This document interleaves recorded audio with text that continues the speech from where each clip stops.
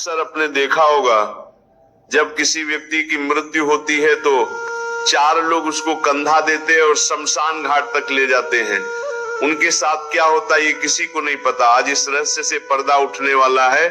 सुनकर हैरान हो जाओगे कि उनको इसका क्या परिणाम भोगना पड़ता है। इसीलिए इस कथा को ध्यान से सुनना। द्वारका के शांत प्रांगण में समुद्र की लहरों पर चंद्रमा की धवल छाया झिलमिला रही थी और प्रभु श्री कृष्ण कमलासन समान शांत बैठे थे कि तभी आकाश में एक मधुर कंपन हुआ, विशाल पंखों की गूंज फैली और गरुड़ प्रभु के चरणों में प्रणाम करते हुए बोले, प्रभु मेरे मन में एक जिज्ञासा है, एक रहस्य है जो मृत्यु, आत्मा और अंतिम यात्रा से जुड़ा है, कृपा कर इसे स्पष्ट कर दीजिए।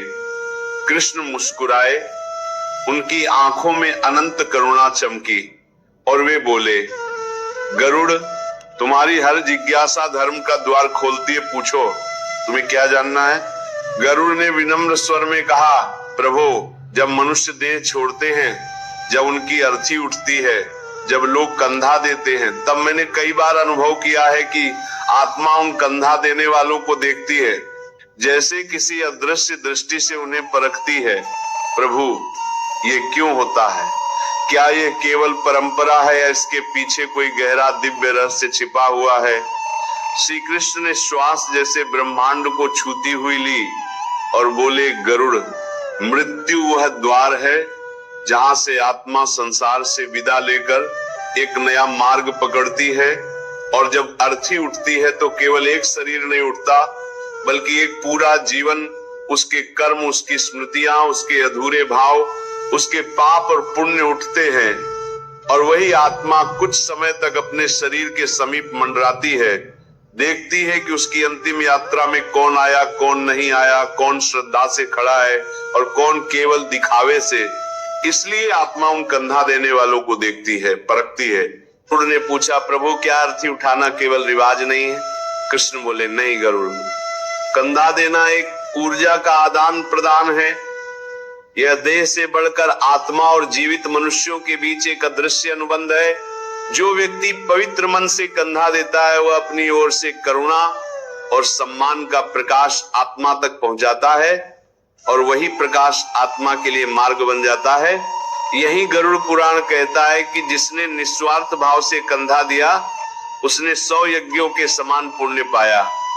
गरुड़ ने विस्मित होकर पूछा, प्रभु पर आत्मा वहीं क्यों रहती है?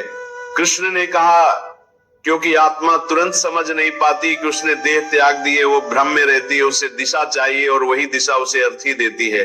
4 कंधे उसका मार्ग बनते हैं, इसलिए कंधा केवल भार उठाना नहीं बल्कि आत्मा के लिए 4 दीपक जलाना है। कुछ क्षण मौन रहा, फिर गरुड़ ने पूछा, प्रभु क्या होता है जब किसी मृतक को 4 कंधे नहीं मिलते? कृष्ण की आंखों में गंभीरता उतर आई और वे बोले, गरुड़ सुनो, एक कथा है जो केवल कथा नहीं सत्य है, जो पृथ्वी के एक युग में घटा था। कृष्ण ने कहा, बहुत समय पहले पाटलिपुत्र में धनीराम नाम का एक व्यक्ति रहता था, धन का पुजारी, धर्म से विमुख, जिसने ब्राह्मणों को अपमानित किया, गरीबों को तिरस्कृत किया, अपने माता पिता के श्राद्ध तक नहीं किए। उसका धर्म, दया, करुणा से कोई संबंध नहीं था, पर उसकी पत्नी रूपवती अत्यंत धर्मपरायण, विनम्र, दानशील और पुण्यात्मा थी। वह गरीबों को अन्न देती, व्रत करती, गरीबों को अन्न देती, व्रत करती, मंदिर सेवा करती और अपने पति के अपवित्र धन से भी गुप्त रूप से दान करती, क्योंकि उसे विश्वास था कि पुण्य ही पापों की क्षमा का मार्ग है। एक दिन महामारी फैली, नगर में मृत्यु का भय छाया, पर धनीराम ने सहायता नहीं की। उसने अपना भंडार छिपा लिया और रोगियों को द्वार से भगाया, पर बीमारी उसी पर गिरी। मृत्यु के समय उसने अंधकार में छायाएं देखी, पर सहायता को कोई नहीं आया, क्योंकि मृत्यु के क्षण में मनुष्य के साथ केवल उसके कर्म चलते हैं। गरुड़ गहरी सांस लेकर बोले, प्रभु उसके मरने पर क्या हुआ? कृष्ण बोले, यही रहस्य की शुरुआत है। जब धनीराम की मृत्यु हुई तब नगर ने उसकी अर्थी को कंधा देने से इनकार कर दिया। लोग बोले, ये वही है जिसने कभी किसी का अंतिम संस्कार नहीं कराया। ब्राह्मणों का सम्मान नहीं किया, दान नहीं दिया, तो उसकी आत्मा कौन उठाए।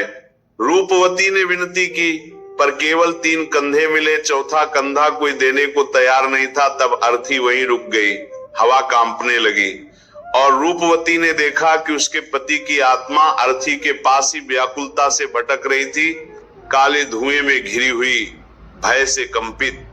आत्मा देह के बिना भी उसी देह से बंधी थी।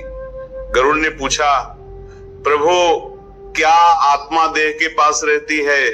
कृष्ण बोले, हाँ गरुड़, जब तक अर्थी पूरी विधि से नहीं चलती आत्मा आगे नहीं बढ़ती। और गरुड़ पुराण स्पष्ट कहता है, यदा चतुर्थम स्कंधम प्रेतस न लभ्यते तदा आत्मा न स्वर्गम न यमलोकम न पुनर्जन्म लभते।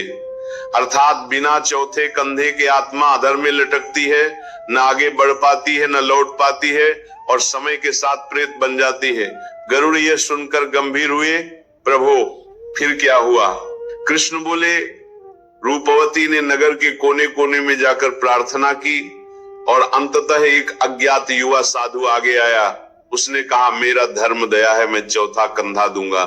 निस्वार्थ भाव से दिया गया कंधा आत्मा के पापों को मुक्त कर देता है और साधु का मन निष्काम था, इसलिए वह पाप का भागी नहीं बना।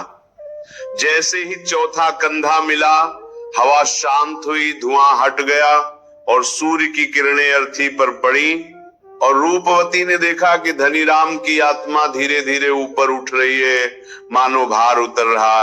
वो गरुड़ ने पूछा, प्रभु क्या चौथा कंधा देने वाला मृतक के पापों में बंध जाता है?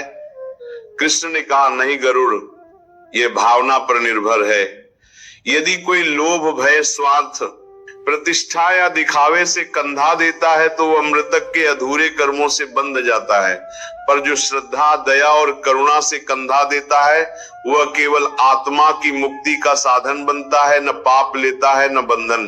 कृष्ण आगे बोले, चौथा कंधा 4 पुरुषार्थों का प्रतिनिधित्व करता है, धर्म, अर्थ, काम और मोक्ष। और यदि इनमें से कोई अधूरा हो तो आत्मा का मार्ग अटक जाता है। इसलिए चौथा कंधा ईश्वर द्वारा दिया अंतिम अवसर है। जैसे दीपक अंधकार में राह दिखाता है, वैसे ही चौथा कंधा आत्मा को दिशा देता है। गरुड़ ने विनम्रता से पूछा, प्रभु क्या कभी आत्मा संकेत देती है कि वह मुक्त नहीं हुई? कृष्ण बोले, हाँ गरुड़, जब आत्मा भारी पापों से बंधी होती है और उसे निस्वार्थ चौथा कंधा नहीं मिलता, तब संकेत मिलते हैं। बारिश शुरू हो जाती है, अग्नि नहीं जलती, कंधा देने वाला अचानक बेहोश हो जाता है, अर्थी गिर पड़ती है, दाह संस्कार में बाधाएं आती हैं। ये सब संकेत हैं कि आत्मा अभी देह से मुक्त नहीं हुई।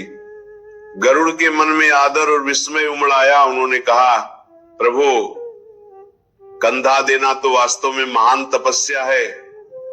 कृष्ण मुस्कुराए और बोले, गरुड़, कंधा देना केवल देह को उठाना नहीं है, ये आत्मा को उसके कर्मों के जाल से एक बार में बाहर निकालना है। ये मनुष्य का नहीं, आत्मा का सहारा बनना है। ये उस अंतिम क्षण में ईश्वर के कार्य का हिस्सा बनना है।